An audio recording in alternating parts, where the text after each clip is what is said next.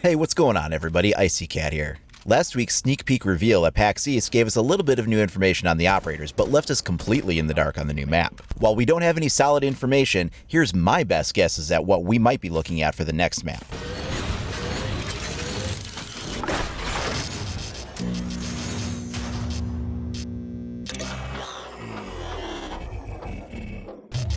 So I want to start out by saying that what I'm putting together here is just theory crafting. I don't have any hard information to back this up. Nothing's been leaked that we know of any details for sure. Taking a look at the image we have here on screen, though, gives us a couple of clues.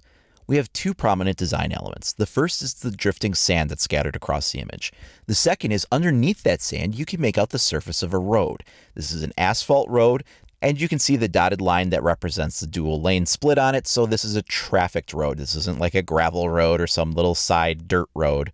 Now let's compare that with the other information that we know. Last week at PAX East, it was revealed that the map is set in the Middle East, and we know that the CTU that's going to be in play is the Navy SEALs. Well, the Navy SEALs are frequently in deployment in other Middle Eastern countries, predominantly places like Afghanistan or Iraq, as well as a few others, and their presence in those theaters of play are usually going to be military bases, roadside checkpoints, border control points, things like that. I think the marked road that we're seeing is a really strong indicator, because that could tie in very well with any of those concepts. That road could be one that leads right up to the gate and then through it to some of the buildings that are in the beginning portion of where the base is laid out. That road could also be obviously for a roadside checkpoint or a border control point where lots of cars would come through and they'd have to check the cars. These are frequently zones that are cordoned off and separated from the population, so they would have things like chain link fencing, concrete walls, cinder block walls, concrete barricades, gates, things like that keep them kind of secluded off from general zones of population. And of course, that makes a lot of sense for making a map that you can play. Now, the reason that I'm putting this much stock into this particular image is when we had the Black Ice content come out, they had a similar teaser image. And that had elements in it which wound up being present in the final map we played as well. We had the forward section of the hull of a ship, and we could also make out the ice and snow. Both of these were significant elements that were present in the final map we got to play. Now, that may or may not be the case with this image we're seeing as well, but if it is, then these are some conclusions that we might be able to reach based on that. You have to remember that the CTUs in the game wind up being assigned to an area that is kind of in their region of control. The Spetsnaz map is actually in Russia. The FBI maps are actually in the United States. Even with GIGN, you can make the case that, well, Consulate is actually set in the Ivory Coast, but the Consulate is still an area under French jurisdiction, so it still applies.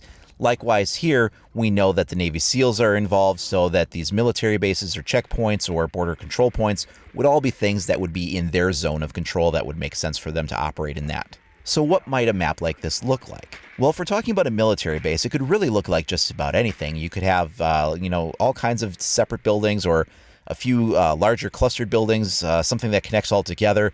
Now, an actual proper military base is going to be larger than the kind of map that we would typically see in a Rainbow Six game, so you'd have to have some kind of a clever way to cordon the players off from the rest of the base. I'm sure that there would be some easy ways to do that. But if we're talking about a roadside checkpoint or a border control checkpoint, things get a little bit more interesting. These are military-controlled structures, but they're made for accommodating large volumes of traffic, both foot traffic and vehicle traffic. Structures in these kind of an environment may not be quite as big. In fact, something that might be interesting is to have more than one structure in play, maybe having two structures that are small to medium size at most. These could be placed on either side of the road. But then the interesting element might be to have some kind of an underground tunnel that connects them. You could even have some rooms off of that underground tunnel. You could have an underground troop barrack area or a underground administrative area, a few other things. And the way I kind of wind up visioning this is sort of like if you take a look at the map Canal. Canal is kind of like two different buildings, but they're connected by the skywalk. So even though they're two separate buildings, it still counts as one big structure. And it's sort of what I'm envisioning for this is like if you were to take Canal and maybe add one more level of height over by the Coast Guard building so that it's just as tall as the control tower side, and then sink that down into the ground so that only the top level of each building is showing. So you have the other two levels below that underground, and the skywalk would also be underground. That would be sort of kind of like what I'm talking about here. That would be a really neat thing to see. So on the surface, you would wind up with what looks like two separate isolated structures. Or this would be kind of like how on Clubhouse on the rooftop, you have the cash room and the bedroom. They're almost like two separate buildings, and yet they're connected by the mass of rooms underneath them. So on the surface of this Middle Eastern map, you could have something where you've got the road running down the center, maybe lots of abandoned cars and concrete barriers, things like that. And then you've got a building on either side of the checkpoint, but underneath that is actually where the bulk of the level is. Now that would make for some interesting play. Of course, we could always see just kind of the traditional thing, maybe like a Hereford-based style thing that's just kind of sitting on top of ground level. But one thing I notice is that Siege is not afraid to experiment in its map design. I mean, we were just talking about Canal, how that's kind of like two buildings connected by one walkway. And that's sort of the only map that does that. Then you have maps that don't allow you to make any breaches on the exterior shell, but you have exceptions in Clubhouse and Hereford Base that do allow you to do that. In fact, Clubhouse will even allow you to breach on the exterior shell through trapdoors in the roof, and most other maps don't allow that. You take a map like Yacht, and you can't do any ceiling or floor breaches except for on the clearly marked trapdoors. Everywhere else, you cannot breach through a ceiling or floor. And so they're not afraid to make each map kind of have its own like little quirk, something that separates it from the other maps, or maybe there's only another map or two that kind of does the same thing, but the other ones don't. They're not afraid to do that. And so I could easily see them trying something new here in this regard. And it would be pretty cool. You could have some, surface breaches that would allow you to get into the tunnel system. Maybe you'd have some kind of a escape hatch that you could blow, and then that would have a ladder that would drop down into the tunnel system for one way in. You could obviously get in through either building. You could also maybe have like some kind of a sewer system that you could get into. Maybe a spawn point would be over there, or maybe it's a breachable structure that you can get through. On the surface, you could have, again, a lot of the cars and the concrete barriers. Use those as cover as you approach the buildings. Of course, another possibility would be an older style fortress. These would be things that would be, the old sandstone structures built like a fortress that were from wars from hundreds of years ago, and wind up getting repurposed through consecutive wars.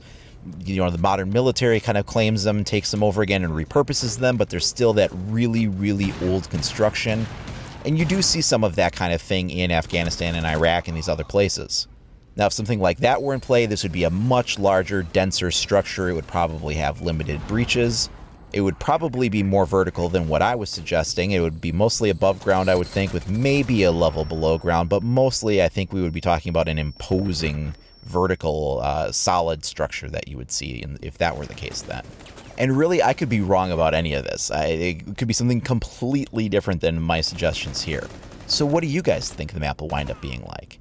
Let me know down in the comments below. We're also starting our next new contest giveaway. This is going to be for an Xbox One only season pass for Rainbow Six Siege. There's multiple ways to enter, and here's how you can do it. In the comments below the video, just type the word contest in all capital letters for your entry to win. You have to be a subscriber to be eligible though. Now you can do this once per video for every video I release between now and May 9th. That's the day the winner will be announced and selected. You just have to be a subscriber. Now, if you want a bonus chance to enter, then head over to IcyCat25 on either Facebook or Twitter. I'll accept one entry per person on there. Again, send me a message, all capital letters, the word contest. Just send me a message over there. Anybody who's actually liked or followed the page can submit one entry there. Now, over the next couple of weeks until the Season 2 content comes out, we're going to be covering all of the latest news and information as it comes out, any new leaks that come out, any new information that's released by the developers, anything that's new and breaking, you're going to get it here. So if you haven't already, please like and subscribe. Thanks everybody for watching. We'll catch you next time.